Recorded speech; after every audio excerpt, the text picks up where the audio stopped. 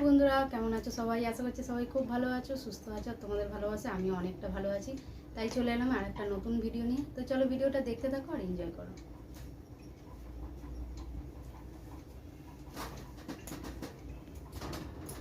তো বন্ধুরা চলে এলাম, দেখো একদম পাখার নিচে, দেখে বুঝতেই পারছো কি অবস্থা হয়ে আছে। তো চলো এটাই পরিষ্কার করে নিই। মানে এতটা পরিমাণে নোংরা ঝুল এত তাড়াতাড়ি কি করে হয় বুঝতে পারি না। কাঠে রান্না হয় না, হয়তো আমাদের এখানে সামনাসামনি কলকারখানা অনেক আছে, তো তার জন্য কারখানা থাকার সত্ত্বে মানে পাখাটা তো সবসময় চলে এই গরমে, তো তার জন্য পাখাতে হয়তো ধুলো নোংরাটা বেশি টানে। তার জন্য দেখো কি অবস্থা হয়ে আছে, একদম পুরো ঝুল এত মোটা হয়ে পড়ে আছে। মানে কি বলবো, আর পরিষ্কার মানে খুব আমি দেরি করেও করি না, আর খুব তাড়াতাড়ি মানে দুদিন একদিন ছাড়াও যে করি তা নয়। তো যখন পরিষ্কার করি তোমরা অবশ্যই দেখতে পাও। তো এই কিছুদিন আগে আমি পরিষ্কার করেছিলাম, আবার নোংরা হয়েছে। তো চলো পরিষ্কার করে নিই।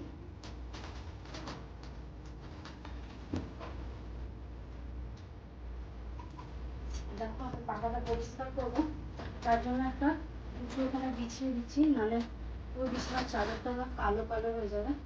কিন্তু বুঝতে পারছি না কোনখানটা দিতে হবে। আপাতত এখানেই থাক, একটু আগে করলে বিছানাতে ঝেড়ে নেবে।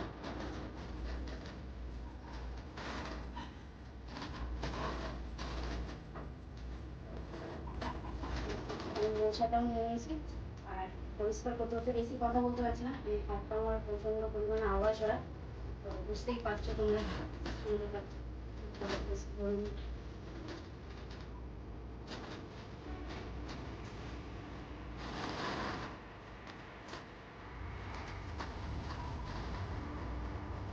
পাখাটা একভাবে ঝুলছিল বলে গরম হয়ে আছে প্রচুর।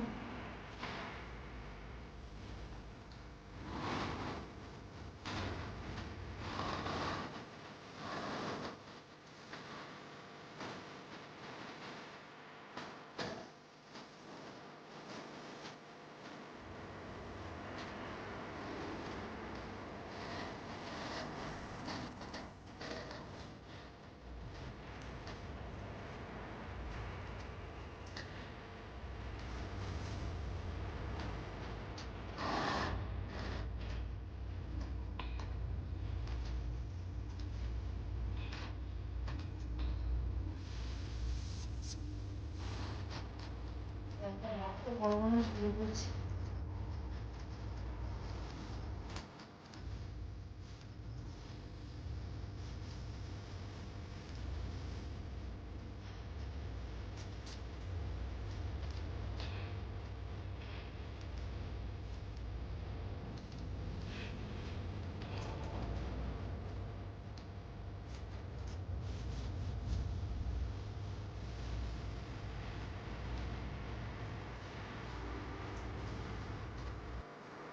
পাখাটা আসলে একটু উঁচুতে হয়ে গেছে বলে একটু পরিষ্কার করতে অসুবিধা হচ্ছে, মানে সেরকম অসুবিধা হচ্ছে না।